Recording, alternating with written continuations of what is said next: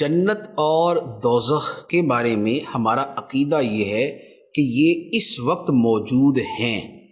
جنت اور دوزخ پیدا کیے جا چکے ہیں، یہ ہمارا عقیدہ ہے، اور قرآن پاک سے یہ عقیدہ بڑا واضح طور پہ ثابت ہے۔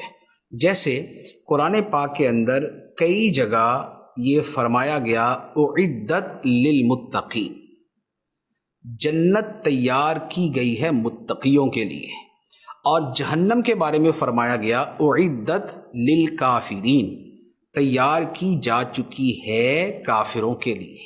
تو لہٰذا یہ جو لفظ ہے یہ ماضی کا صیغہ، یہ پاسٹ سینٹینس ہے کہ یہ تیار کی جا چکی ہیں۔ یہ تو ایک دلیل۔ دوسری دلیل یہ ہے کہ قرآن پاک کے اندر کئی مقامات پر یہ واقعہ موجود ہے کہ حضرت آدم علیہ السلام کو اللہ تعالیٰ نے پیدا کر کے جنت میں رکھا اور فرمایا کہ جنت میں جہاں چاہو جاؤ، رہو، کھاؤ، پیو، اور فلاں درخت کے پاس نہیں جانا۔ لیکن پھر اس درخت کا پھل کھا لیا تو پھر جنت سے زمین پر بھیج دیا گیا۔ تو یہ جو حضرت آدم علیہ السلام کا واقعہ ہے، تو یہ جنت تھی تو آپ اس میں رہتے تھے۔ یہ دوسری دلیل۔ تیسری دلیل یہ ہے کہ نبی پاک علیہ الصلاۃ والسلام شب معراج آپ جنت میں داخل ہوئے، آپ نے جنت کے مناظر دیکھے، آپ نے جنت میں مختلف صحابہ کے محل دیکھے، آپ جنت میں تھے اور حضرت بلال حبشی رضی اللہ تعالیٰ عنہ کے قدموں کی آہٹ سنی۔ تو یہ بھی احادیث کے اندر موجود ہے۔ تو جنت تھی تو سرکار علیہ الصلوۃ والسلام اس میں تشریف لے گئے، اور جہنم کا بھی آپ نے مشاہدہ فرمایا۔ تو لہذا جنت اور جہنم پیدا ہو چکے۔ اب رہی یہ بات کہ کیا مسلمان جب مرتا ہے تو وہ کیا ابھی جنت میں چلا جاتا ہے؟ تو اس کے بارے میں یہ ہے کہ ابھی جب مسلمان کوئی فوت ہوتا ہے تو اس کی مختلف صورتیں بنتی ہیں۔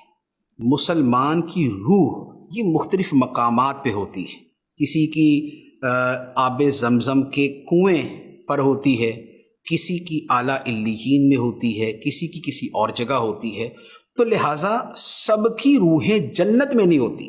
ہاں یہ ہے کہ جنت کی نعمتیں، جنت کی خوشبوئیں اور جنت کی ہوائیں یہ اس مردے کو، اس مسلمان میت کو پہنچتی ہیں۔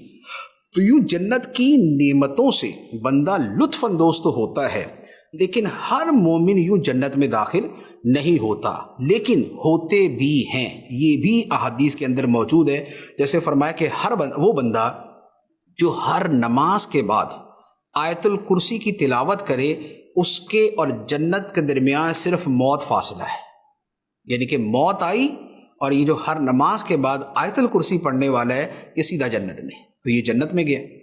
تو لہٰذا موت کے بعد روحوں کا جنت میں جانا بھی احادیث طیبہ سے ثابت ہے۔ فرق کیا ہے کہ بھئی وہ تو قیامت کے بعد جانا ہے، تو ابھی کیسے چلے گئے؟ تو وہ یہ ہے کہ قیامت کے بعد جو جانا ہے وہ جسم اور روح دونوں نے جانا ہے۔ قیامت کے بعد، حساب کتاب کے بعد جو جنت میں جانا ہے وہ جسم اور روح دونوں نے جانا ہے، لیکن ابھی جو جنت میں جاتی ہے وہ صرف روح جاتی ہے، بدن نہیں جاتا۔